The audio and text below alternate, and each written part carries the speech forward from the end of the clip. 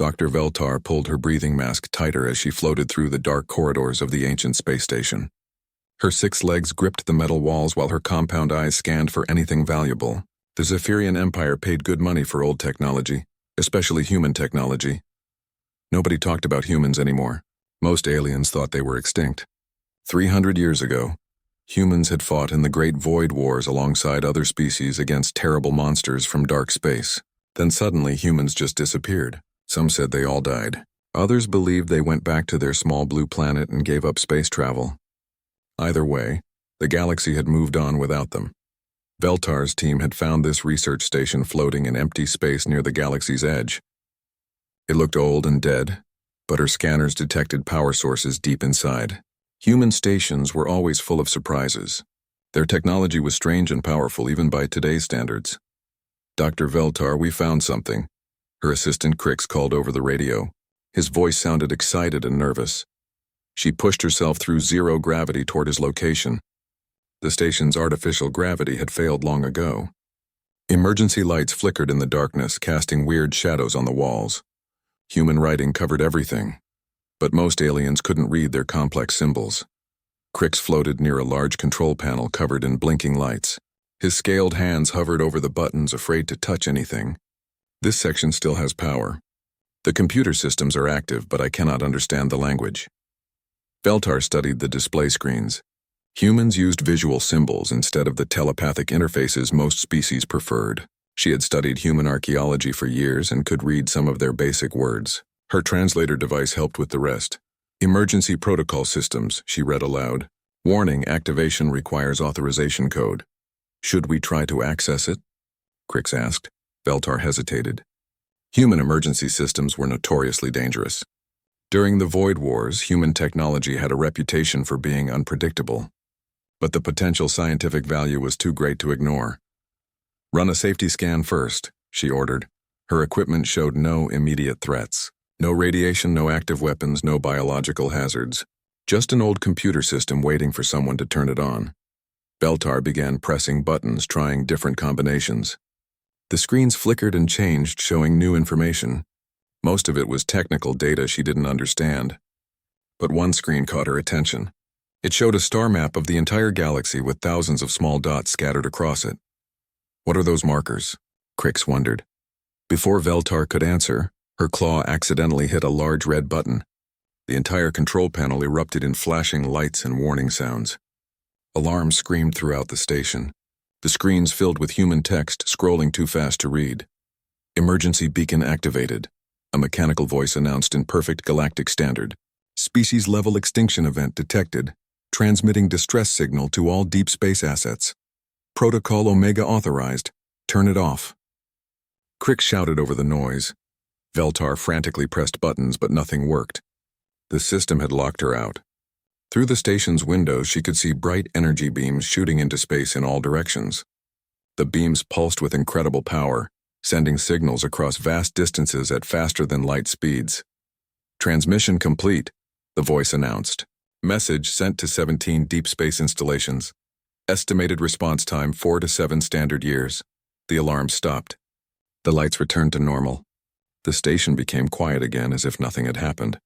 But Veltar knew something terrible had begun. "What did we do?" Crix whispered. Veltar stared at the screens, trying to understand the data. The star map still showed those thousands of dots, but now they were blinking, and some of them were moving. The emergency message had been simple. "Humanity requires immediate assistance. All assets respond. Protocol Omega activated, but what assets? Humans had been gone for centuries. What could possibly respond to this call?" Veltar downloaded as much data as she could carry, then ordered her team to leave immediately. Something told her they didn't want to be here when whatever she had awakened finally arrived. As their ship flew away from the ancient station, Veltar couldn't shake the feeling that she had just changed everything. The message had been sent to 17 deep space installations. But where were they?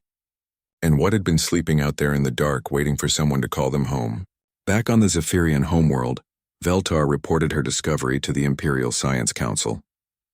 The elderly aliens listened with growing concern as she described the beacon and the mysterious signal. "You activated an unknown human emergency system?" Minister Gorth demanded. His multiple eyes glared at her with anger and fear. "It was an accident," Veltar protested.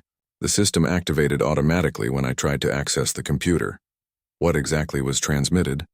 another council member asked. Veltar showed them the recordings. The council members studied the data with increasing worry. Nobody understood what Protocol Omega meant, but it sounded important and dangerous. "Perhaps nothing will happen," Minister Gorth said hopefully. "Humans have been gone for 3 centuries. Whatever this signal was meant to contact probably doesn't exist anymore. But deep in space, far beyond the edge of the galaxy, something was already stirring. In the cold darkness between star systems, massive shapes began to move. Ancient machinery that had slept for centuries slowly came to life. Computer systems that had waited patiently for 300 years suddenly had a purpose again. The signal had traveled across impossible distances, reaching destinations that most aliens didn't even know existed. It found its targets drifting in the empty void between galaxies, hidden from all sensors, invisible to all searches. 17 colossal objects, each larger than a moon, began turning toward home. Their engines, powered by technologies beyond galactic understanding, started the long journey back to the Milky Way. Inside these massive vessels, millions of sleeping humans began to wake up. The first to awaken was Captain Helena Vasquez of the ship called Prometheus Unbound. She opened her eyes in a medical bay that looked exactly as it had 3 centuries ago. Machines beeped softly around her as automated systems checked her health. "Good morning, Captain," the ship's artificial intelligence said in a calm, feminine voice. "You have been in suspended animation for 297 years. 4 months and 16 days. Status report," Helena said, her voice rough from the long sleep. "Emergency beacon activated from Research Station Omega-7 in the Outer Rim. Signal indicates species-level extinction event. Protocol Omega is now in effect." Helena sat up slowly, her muscles stiff from the long hibernation. Protocol Omega. She had hoped never to hear those words again. It meant humanity was in mortal danger and needed the deep fleet to return home. But who could threaten humanity enough to trigger the emergency beacon? And why hadn't they received any other signals for 3 centuries? "Begin revival procedures for essential personnel," she ordered. "All ships are to begin return journey immediately. And give me a full scan of the galaxy. I want to know what's been happening while we've been asleep."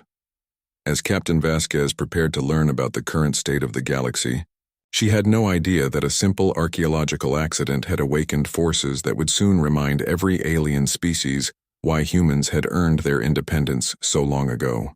The sleeping giants were stirring, and the galaxy would never be the same. Captain Helena Vasquez stood on the bridge of the Prometheus Unbound, watching her crew wake up from their 3-century sleep. Around her, men and women from dozens of different human worlds stretched and moved carefully as their bodies adjusted to being awake again. "Report from the other ships," Commander Chen said, reading from his display screen. "All 17 vessels are operational. Total population, 43 million humans ready for deployment." Helena nodded.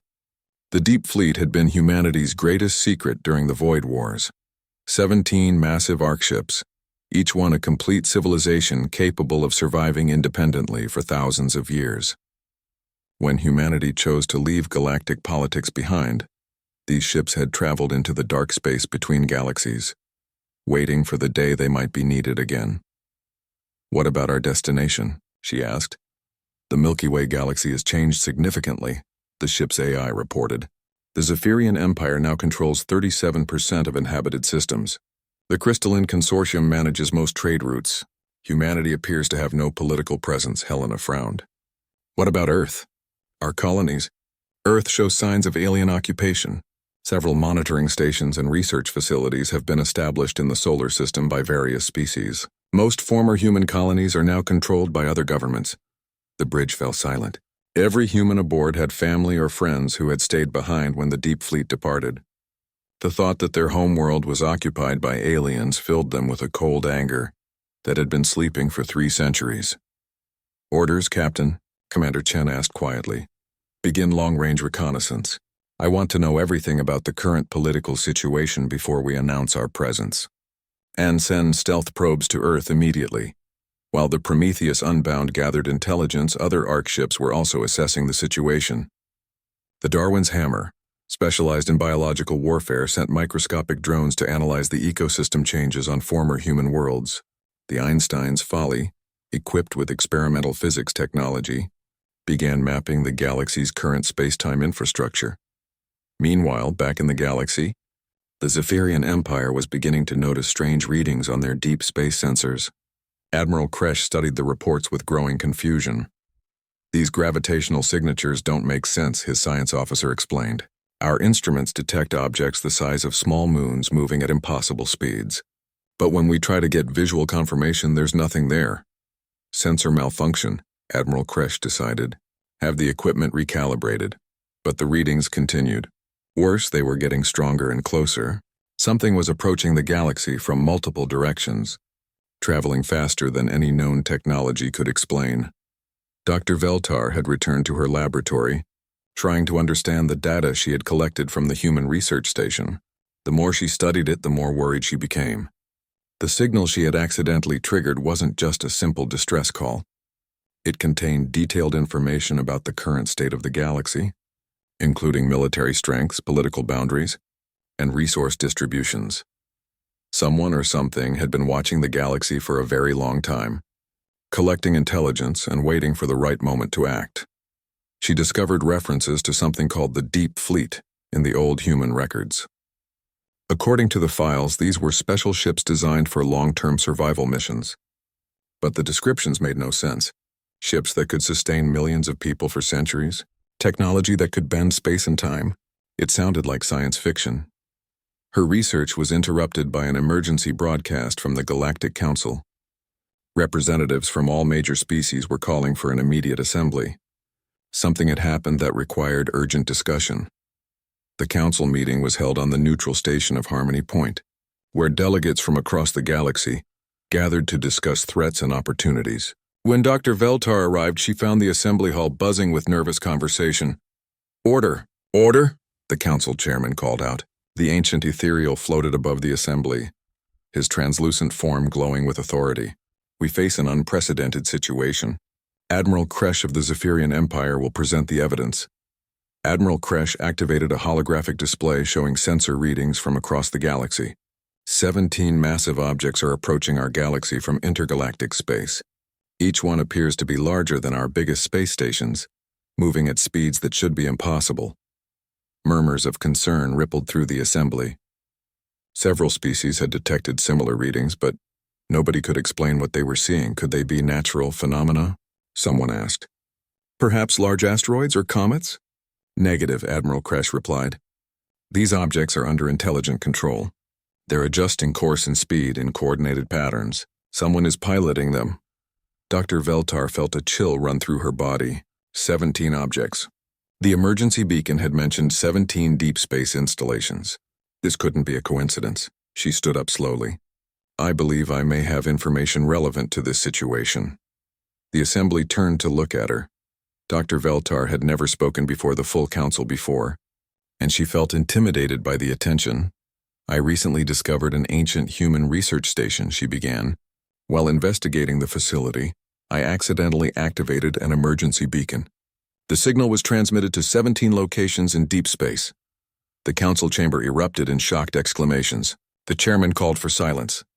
"Are you suggesting these approaching objects are human vessels?" the chairman asked. "I don't know," Veltar admitted. "But the timing is very suspicious. The beacon activated 3 days ago. These objects began moving 3 days ago." Admiral Kresh leaned forward.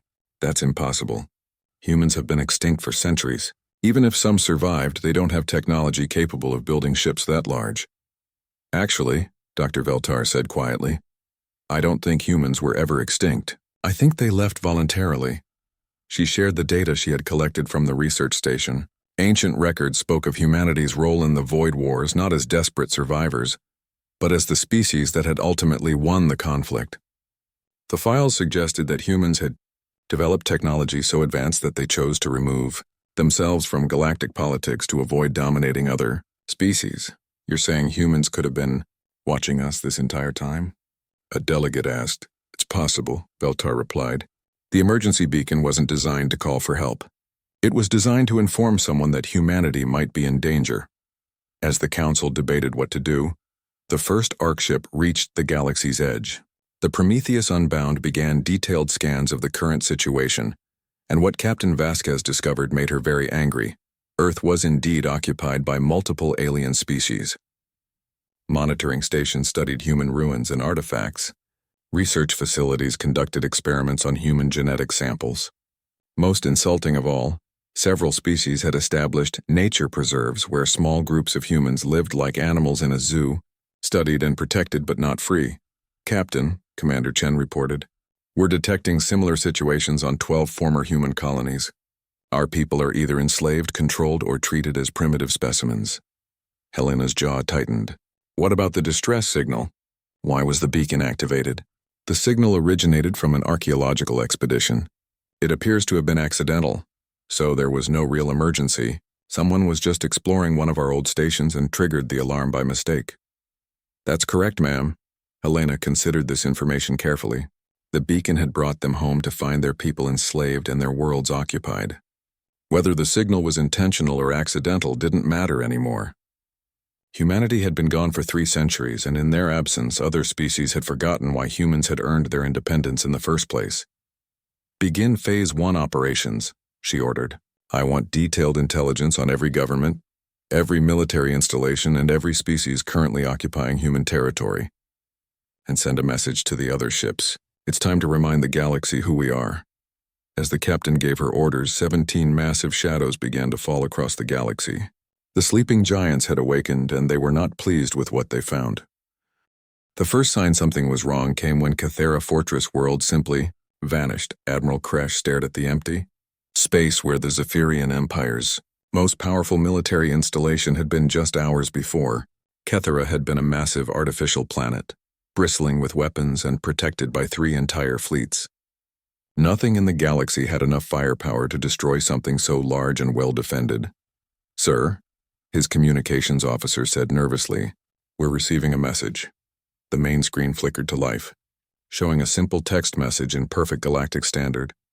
You have 72 standard hours to evacuate all humans from formerly human territories. This is your only warning. Who sent this? Admiral Kresh demanded. Unknown source, sir. The signal appears to have come from empty space. Admiral Kresh turned to his science officer. What happened to Cathara? Was it destroyed? That's just it, sir. Our sensors show no signs of destruction. No debris, no energy signatures, no radiation. The planet and all its fleets are simply gone. On 17 different worlds across the galaxy, similar messages were being received by every major government. The Crystalline Consortium found the message written in their own language on every computer screen in their trading centers. The Ethereal Council discovered it floating, in glowing letters in their sacred meditation chambers. But finding Cathera proved even more disturbing than losing it. The massive fortress world had been relocated to a dead system on the galaxy's rim, complete with all its defending fleets. Every ship, every weapon, every soldier was exactly where they had been before. But now they orbited a dying red star with no habitable planets nearby. How is this possible? Admiral Kresh asked his science staff. Moving something that massive would require technology beyond our understanding. His chief scientist, Dr. Wilex, studied the readings with shaking hands. The energy requirements alone should be impossible. To relocate a planet and 3 fleets instantaneously across thousands of light years, it would take the combined power of every star in a solar system. But the humans weren't finished with their demonstration. The Darwin's Hammer, one of the 17 ARC ships, had specialized in biological sciences during the Void Wars. Captain Maria Santos received orders to demonstrate humanity's capability in this field. She chose a Zephyrian colony world that had been built on a former human agricultural planet. The aliens had changed the entire ecosystem to suit their needs, destroying native plants and animals to make room for their own species. Captain Santos decided to remind them why that had been a mistake. Working overnight, her biological engineers released microscopic organisms into the planet's atmosphere. These organisms didn't harm the Zephyrian colonists, but they began rapidly reversing all the ecological changes made over the past 3 centuries. Alien crops withered and died while long-extinct human plants burst from the soil. The imported Zephyrian animals found themselves unable to digest the new vegetation and had to be evacuated. Within 24 hours, the entire planet had reverted to its original state, as if the aliens had never been there at all. A message was left for the confused colonists. This world remembers its children. You may stay as guests, but you may not change what does not belong to you. Meanwhile, the Einstein's Folly was preparing an even more dramatic demonstration.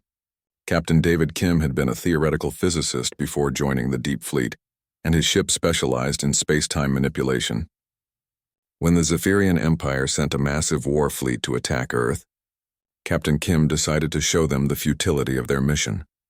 The attacking fleet consisted of 10,000 of the Empire's finest warships, led by Admiral Kresh himself. They approached the human solar system expecting to find a primitive world defended by obsolete technology. Instead, they found something impossible. Every time the fleet tried to enter the solar system, they found themselves back where they started. Not defeated, not destroyed, not turned away, simply returned to their starting position with no memory of how they got there. Admiral Kresh ordered attack after attack, but the result was always the same. His ships would accelerate toward Earth, and then suddenly they would be back at the system's edge with their instruments showing no time had passed. After the 20th attempt, his crews began refusing orders, terrified by something they couldn't understand. "It's like we're stuck in a loop," his navigator reported. "Every time we move forward, reality resets itself." Dr. Veltar had been monitoring these events from her laboratory, and she realized the truth was far worse than anyone imagined.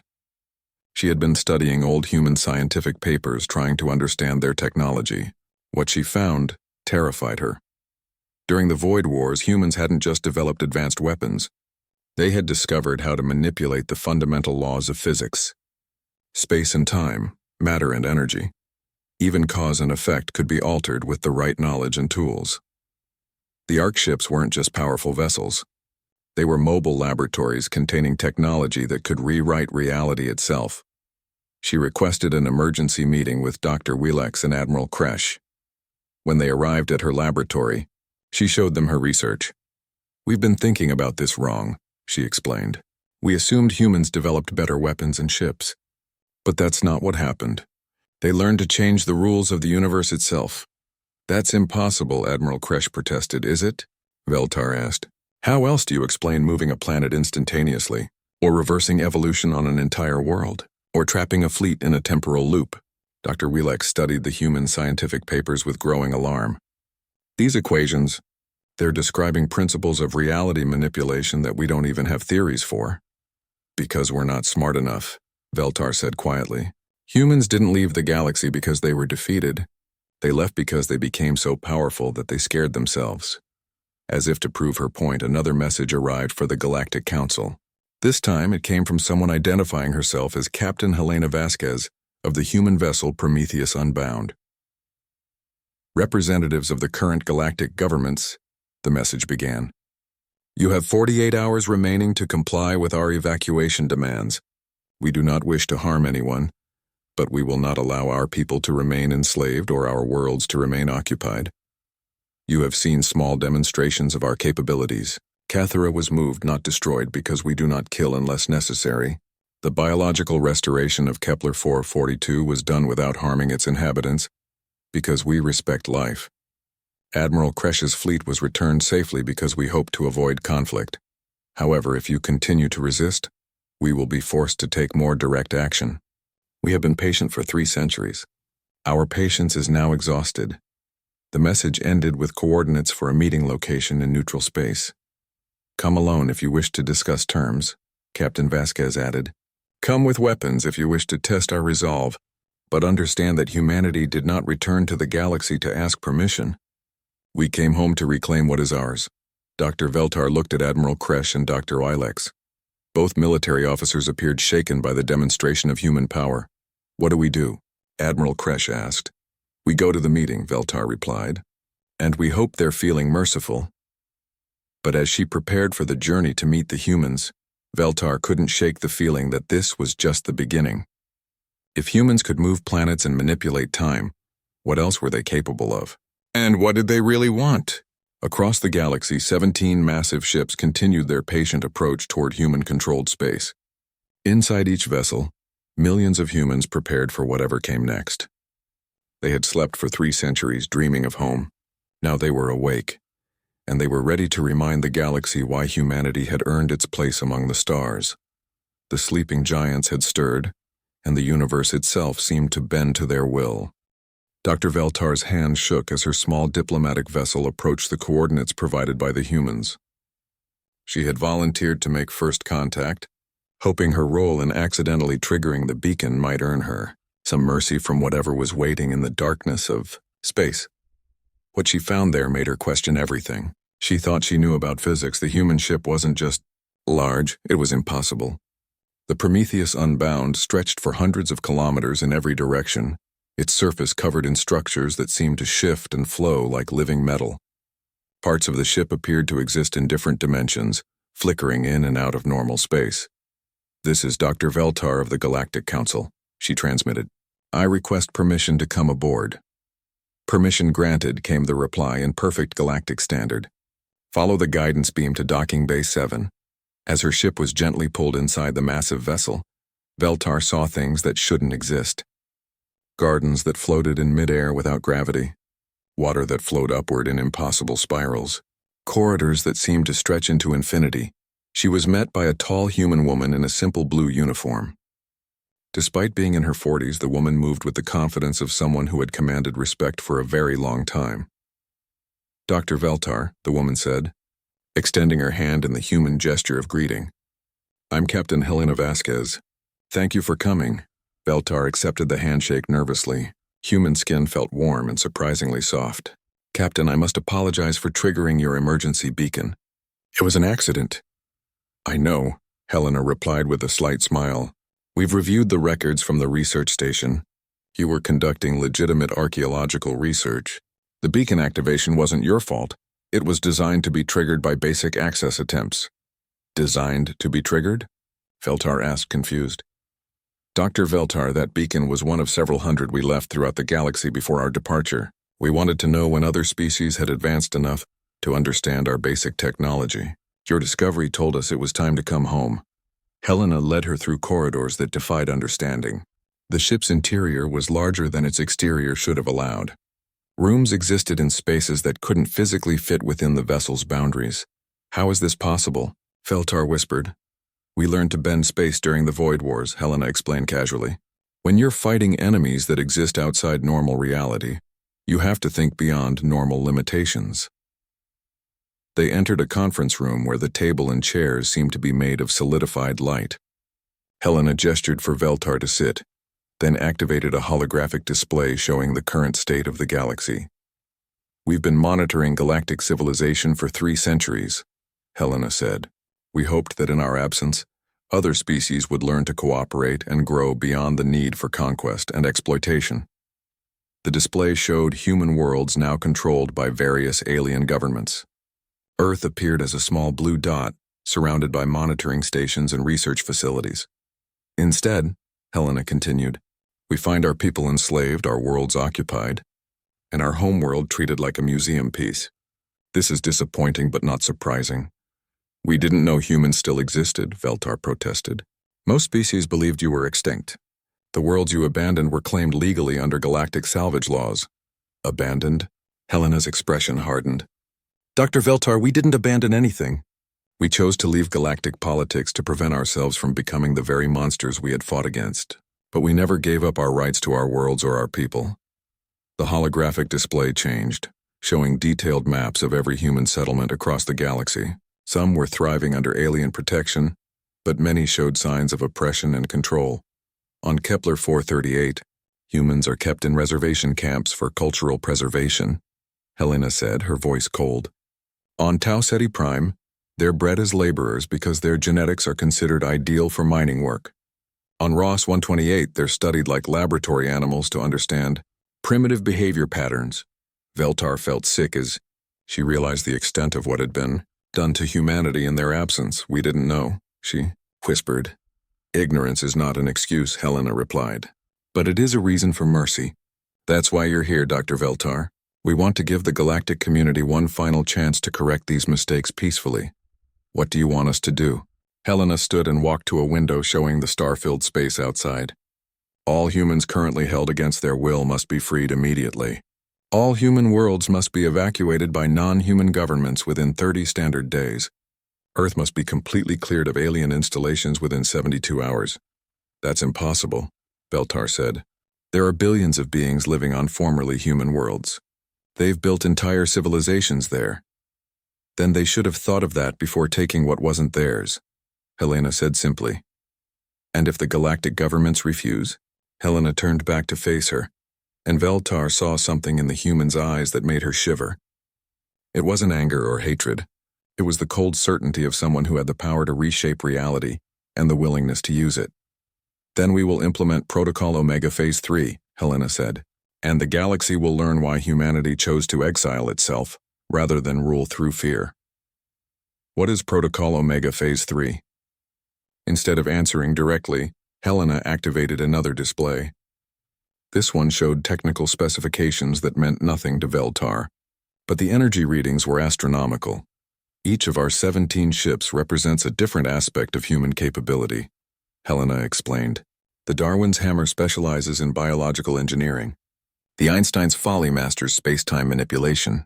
The Tesla's dream controls electromagnetic forces across infinite distances. She highlighted different ships as she spoke. The Newton's apple can alter gravitational fields around entire star systems. The Curie's light manipulates matter at the subatomic level. The Hawking's paradox can open doorways to parallel dimensions. You're describing the power of gods, Veltar breathed. No, Helena corrected. We're describing the power of a species that spent 3 centuries learning to transcend its limitations. During the Void Wars, we discovered that reality isn't fixed.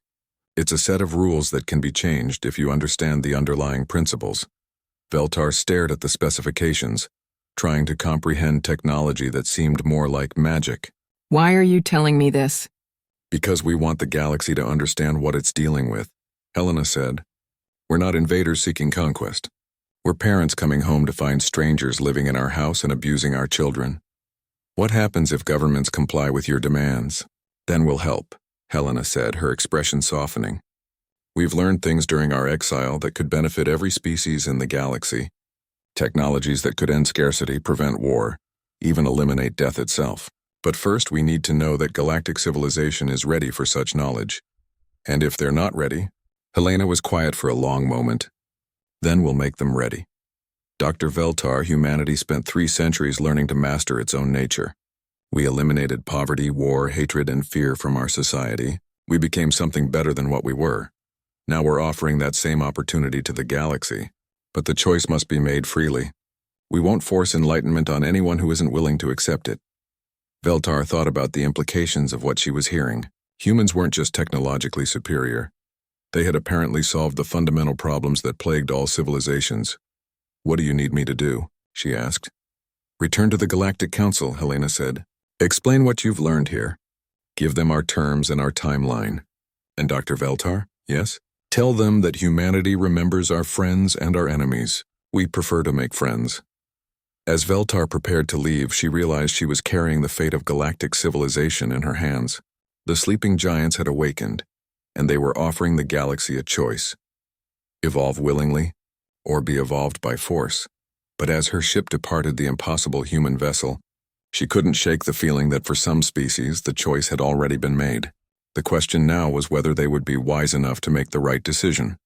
The war that was coming wouldn't be fought with weapons or armies.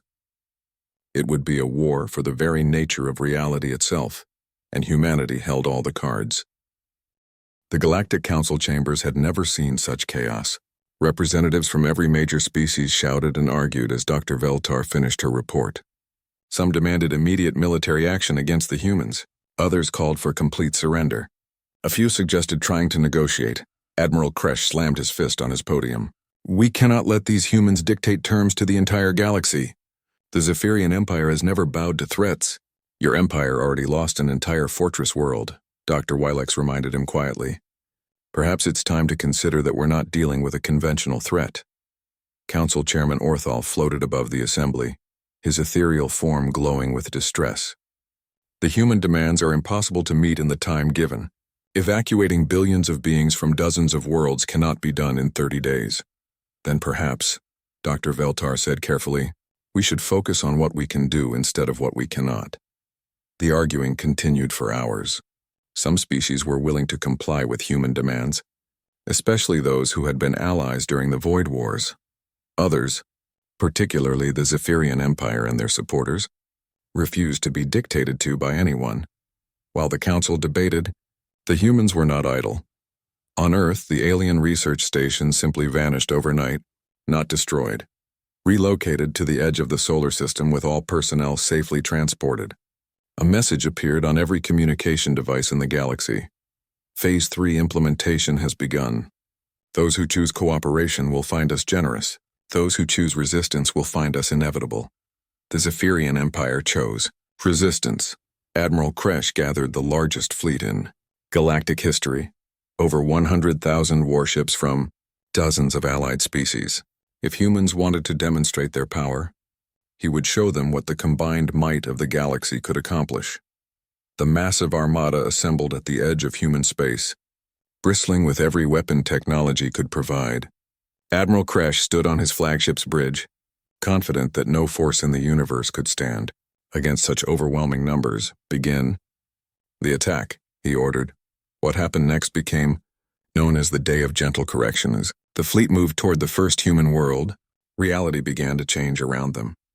The ship called Newton's Apple altered gravitational fields on a stellar scale, causing the attacking vessels to move in slow motion. Through space that had become thick as syrup, the Darwin's hammer released biological agents that didn't harm the alien crews but made them experience perfect empathy with every human they had ever wronged. Suddenly, every soldier in the fleet could feel the pain and fear of enslaved humans as if it were their own. The Tesla's dream manipulated electromagnetic forces, causing every weapon system in the Armada to transform into medical equipment. Cannons became healing devices. Missiles turned into emergency supplies. Warships designed for destruction found themselves capable only of providing aid. But the most profound change came from a ship called the Socrates Question. This vessel specialized in what humans called consciousness, engineering. It didn't attack the alien minds. It simply helped them understand themselves better. Admiral Kresh found himself experiencing every decision he had ever made from the perspective of those affected by his choices. He felt the fear of civilians during his military campaigns. He experienced the desperation of enslaved humans on conquered worlds. He understood, for the first time in his life, the true cost of his ambitions. Across the fleet, similar transformations were taking place. Soldiers who had never questioned orders suddenly understood the weight of their actions. Commanders who had seen alien species as inferior realized they were dealing with fellow conscious beings. Within 6 hours, the largest military force ever assembled had become the galaxy's first humanitarian mission. Ships that had come to wage war were now delivering food, medicine, and supplies to human settlements that had been struggling under alien occupation. Admiral Kresh sat in his command chair, tears streaming down his scaled face as he experienced emotions he had never allowed himself to feel before. All ships, he announced to his fleet, stand down. Begin evacuation protocols for all human worlds under our control. And send an apology to the human ships. Tell them we understand now. Similar scenes played out across the galaxy as the 17 human ARC ships began their work. The process wasn't violent or destructive. Instead, it was transformative in ways that most species couldn't have imagined. The crystalline consortium, which had enslaved humans for mining work, found their consciousness expanded to include the experiences of their workers. Suddenly, the profit margins that had seemed so important paled in comparison to the suffering they had caused. Species that had kept humans as curiosities in reservation, camps discovered they could no longer see other beings as less than themselves. The very concept of racial superiority became impossible for them to maintain. But the most remarkable changes occurred on the worlds where humans and aliens had been living together peacefully. These communities found themselves blessed with technologies that eliminated scarcity and want. Replicators that could create any material good from base elements. Medical devices that could cure any disease or injury. Energy systems that provided unlimited clean power. Dr. Veltar watched these transformations from the human ship Prometheus Unbound, where she had been invited to serve as a cultural liaison. Captain Vasquez stood beside her at the observation deck, watching as the galaxy transformed itself. "Are you forcing these changes?" Veltar asked. "No," Helena replied. "We're simply removing the barriers that prevent beings from becoming their best selves. Every species has the potential for greatness. They just need help recognizing it. What about those who resist the changes?" Helena was quiet for a moment. "Some beings are so damaged by their own choices that they cannot be healed gently. For them, we provide more intensive therapy." On the display screen, they watched as a group of Zephyrian extremists who had refused the consciousness alterations found themselves living in a reality where they experienced the direct consequences of every harmful action they had ever taken. It wasn't punishment, it was education. They would remain in this state until they learned to choose compassion over cruelty. How long will this take? Veltar wondered. For some, minutes. For others, years. But everyone can be saved, Dr. Veltar. We learned that during our own transformation. As the weeks passed, a new galactic civilization began to emerge. The Galactic Council reformed itself as the Galactic Cooperative, with representatives working together instead of competing for dominance. Wars became impossible as species found themselves unable to harm others once they truly understood the consequences. Trade evolved from exploitation to mutual aid. Science advanced rapidly as species shared knowledge freely. Art and culture flourished as beings discovered the joy of creating beauty for its own sake. The 17 human arc ships took up positions throughout the galaxy, serving as both guardians and teachers. They offered advanced education to any species ready to learn, guidance to those seeking wisdom, and gentle correction to those who still struggled with harmful impulses.